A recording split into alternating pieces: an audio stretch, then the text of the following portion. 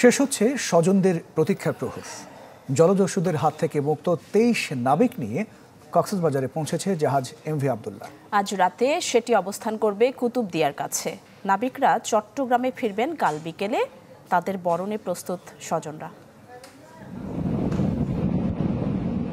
জিম্মি দশা থেকে মুক্তির 1 মাসের মাথায় অবশেষে দেশের জলসীমায় এমভি আব্দুল্লাহ। অধীর প্রতীক্ষার প্রহর যেন কাটছেই না 23 নাবিকের পরিবারে। প্রতিটি মুহূর্ত যেন কাটছে রুদ্ধশ্বাসে। কখন মিলবে প্রিয়জনের দেখা। তাই তো জাহাজটি দেশে পৌঁছার খবর শুনে আনন্দ উচ্ছ্বাসের শেষ নেই স্বজনদের। প্রতিটি নাবিকের পরিবারেই যেন এই চিত্র। ভালো লাগছে, বাবা আসলে আমরা অনেক জায়গায় ঘুরতে যাব।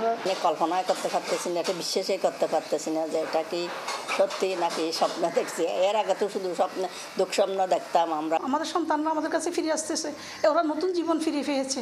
আমাদের সন্তানরা আমাদের কাছে নতুনভাবে আমাদের কাছে আবার ফিরে আসতেছে। খুশিটাও আমরা এত বেশি পরিমাণে খুশি আসলে হয়তো কখনো হয়নি। আসলে ভয়টাও যেরকম এক্সপ্লেন করা যাবে না, এখন ওই পরিমাণে খুশিটাও আসলে অতটা ব্যাখ্যা করা যাবে না আসলে ভাষায় বলে যে আমরা কি পরিমাণে খুশি আছে।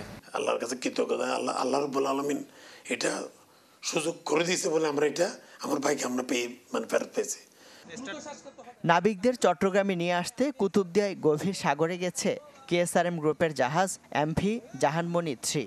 সেটিতে করে গেছেন নতুন 23 নাবিক। তারা দায়িত্ব নেয়ার পর ফিরবেন এমভি আব্দুল্লাহর নাবিকরা। এমভি আব্দুল্লাহ থেকে যে নাবিকগুলো উদ্ধার হয়েছে আসবে, সেগুলোকে রিসিভ করার জন্য আমাদের জাহানমণি 3-তে করে 23 জন নাবিক ইতিমধ্যে এমভি আব্দুল্লাহর উদ্দেশ্যে রওনা দিয়েছেন। ইনশাল্লাহ আগামীকাল 1টা থেকে 2টা নাগাদ ওরা চট্টগ্রাম এসে পৌঁছবে। গত 12 মার্চ মোজাম্বিক থেকে কয়লা নিয়ে আরব আমিরাত যাওয়ার পথে সোমালিয়ান দস্যুদের কবলে পড়ে এমভি আব্দুল্লাহ। এর 33 দিন পর 14 এপ্রিল মুক্তি পান নাবিকরা। এরপর আরব আমিরাত হয়ে জাহাজটি দেশের উদ্দেশ্যে রওনা দেয় 30 এপ্রিল।